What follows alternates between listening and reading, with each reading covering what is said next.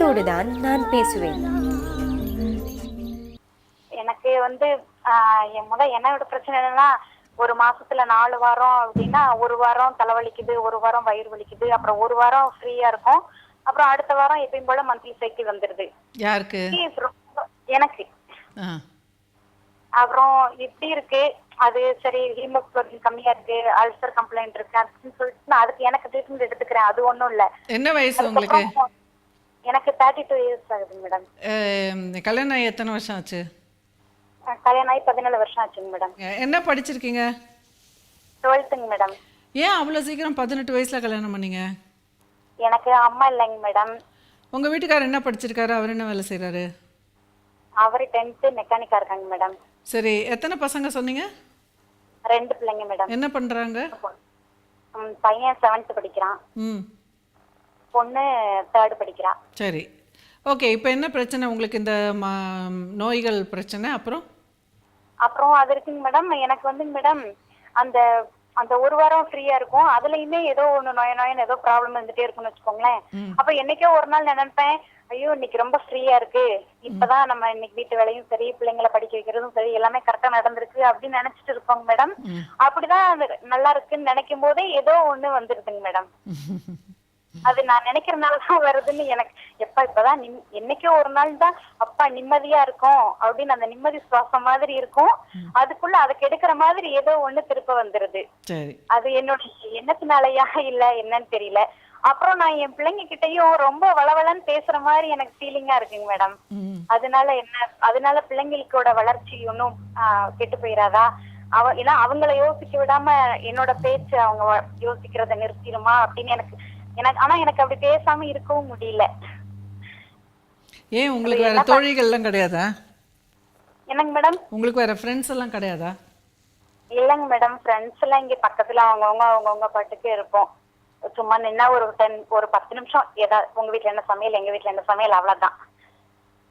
அது பிள்ளைங்களோட படிப்பாங்க. ஏதாவது பிள்ளைங்க அவங்க ஸ்கூல்ல நடந்ததை சொல்லுவாங்க, ஒண்ணு திருப்பவும் நான் எங்க ஸ்கூல்ல நடந்ததை சொல்லிட்டு இப்பெல்லாம் நடக்கும்டா, இதுலன்னா இவ்வளவு ஆபத்து இருக்கு, இவ்வளவு டேஞ்சர் இருக்கு, இப்படி இருன்னு எனக்கு அப்படி பிள்ளைங்களை அவர்னஸ் பண்ற மாதிரி, அவர்னஸோட பிள்ளைங்க வளரணும்ன்ற எண்ணம் எனக்கு நிறைய இருக்கு.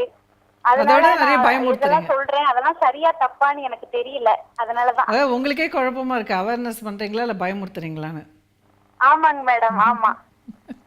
நான் அப்படின்னா நீங்க பயமுறுத்துறீங்கன்னு தான் அர்த்தம். எப்போ உங்களுக்கு குழப்பமா இருக்கோ அப்ப நீங்க பயமுறுத்துறீங்கன்னு தான் அர்த்தம்.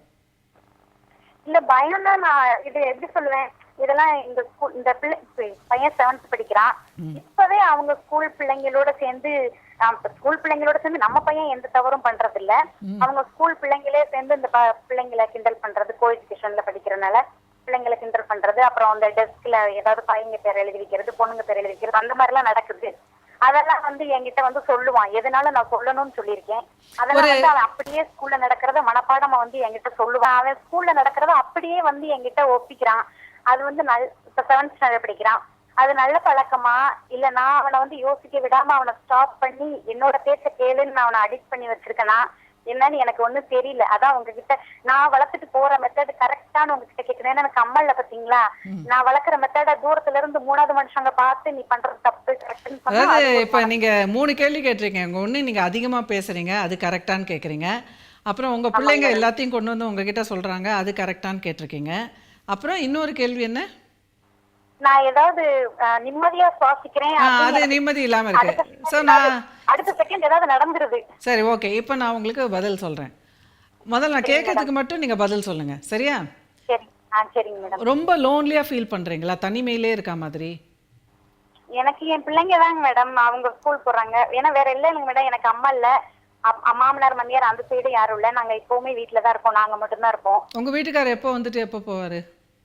அவரு காலையில போறது, அப்புறம் திருப்ப மத்தியானம் லஞ்சுக்கு வர்றது, அப்புறம் நைட்டு தாங்க மேடம்.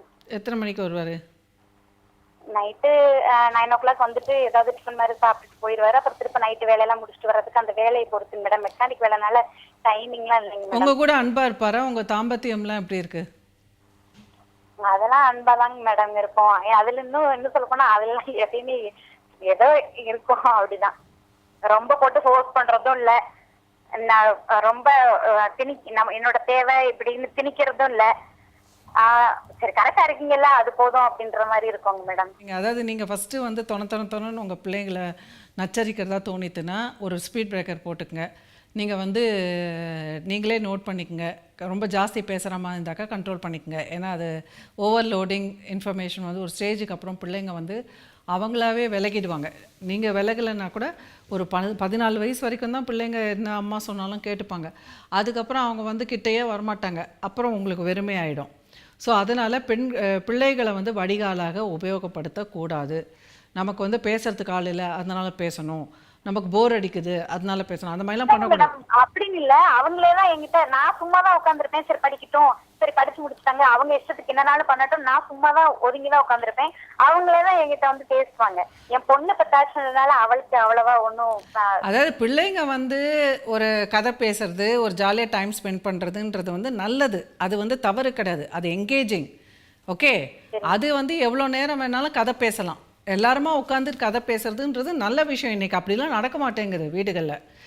எல்லாம் பண்றேன். அது வந்து என் பிள்ளைங்களுக்கு வந்து அவங்க வந்து அவங்களாம் இண்டிபெண்டா ஏதாவது யோசிப்பாங்க.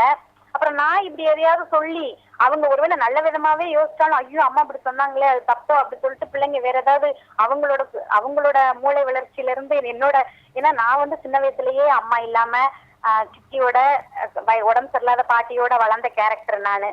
எனக்கு வந்து எப்பயுமே ஒரு பயம் இருக்கும், நம்ம ஃபியூச்சர் எப்படி இருக்குமோ, நம்ம எப்படி இருப்போமோன்ற பயம் இருக்கும். அந்த பயத்தையும் சேர்த்தே நான் அந்த பிள்ளைங்களுக்கு இந்த கதையோட சொல்றதுனால அவங்க யோசிக்கிறதும் கெட்டு போயிருமோன்ற ஒரு பயம். அப்ப நீங்க உங்க ஐடியாஸ் எல்லாம் உங்க பிள்ளைங்க மனசுல போடாதீங்க. அவங்க சொல்றதை மட்டும் கேட்டுட்டு பாராட்டிட்டே இருங்க. நல்லா யோசிக்கிறீங்களே, நல்லா இருக்கே அப்படின்னு சொல்லி நீங்க அவங்க கிட்ட இருந்து ஏதாவது கத்துக்க முடிஞ்சதுன்னா அதை பாராட்டிடுங்க. அவங்க நினைக்கிறது எல்லாத்தையும் மாத்தி இது இப்படி இல்லை அது இப்படி இல்லைன்னு ஆர்கியூ பண்ணி மாத்தாதீங்க. அவங்க நினைக்கிறது நல்லா இருக்குன்னா அப்படியாப்பா சரி ஓகேன்னு நினச்சிக்கோங்க. சரியா? ஓகே.